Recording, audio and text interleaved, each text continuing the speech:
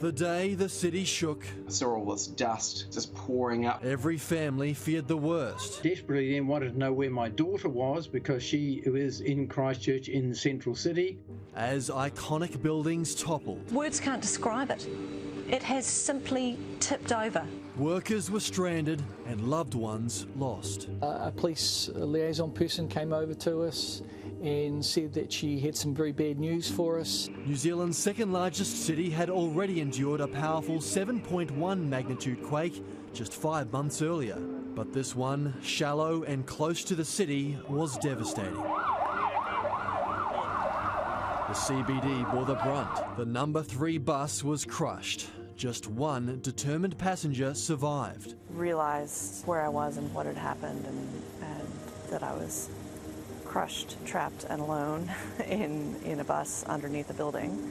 And I just thought, you know, this is not an acceptable situation. Prue Taylor's husband was one of many inside the collapsed local TV building. When the reports came out and people realised what an odd building it was a disaster waiting to happen. Dozens of people were missing for days. An international search effort with around 600 Australians combed through the rubble. We are just so grateful to people from across New Zealand, across Australia and across the world who really came to our aid. The quake's impact spanned the Canterbury province.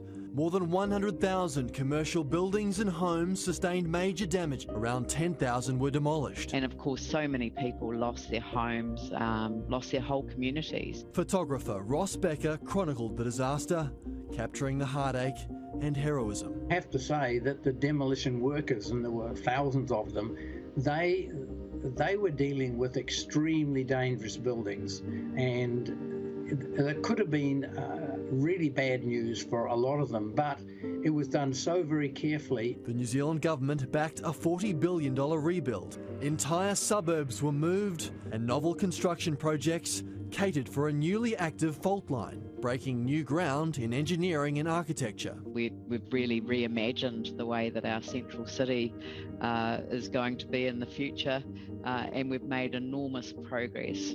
Still a long way to go. 2 powerful quakes and thousands of aftershocks have left many residents on edge. We had discussed more than once actually that we would leave Christchurch. Not only for my wife's state of mind, but also for my daughter. We didn't know how that was going to affect her. Mental health issues are a less obvious legacy. The Christchurch Cathedral, though, still 7 years from being restored, a prominent reminder of the day the city so destructively shook.